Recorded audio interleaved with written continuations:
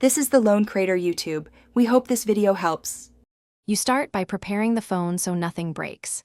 Enable developer options, turn on USB debugging, and unlock the bootloader when prompted by your manufacturer. This is essential. Once done, create a complete backup.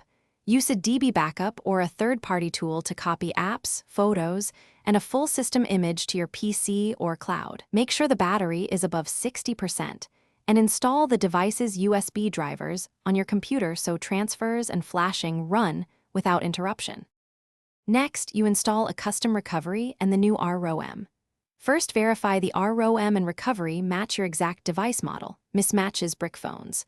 Once confirmed, boot the phone into fast boot mode and run the flash command for recovery. Then reboot into recovery, perform the recommended wipes, cache, Dalvik, and system, because leftover data causes instability.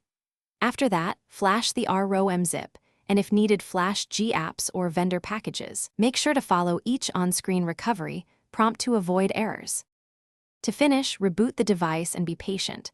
First boot often takes 5 to 15 minutes while the new system optimizes apps.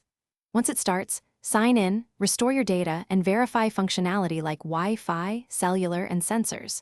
If you hit a boot loop, go back into recovery and restore your full backup or reflash the ROM. That usually fixes corruption. Also check root status, SE Linux mode, and whether vendor firmware updates are required. Updating those solves many hardware-level issues. Thanks for watching. Consider subscribing if we helped you.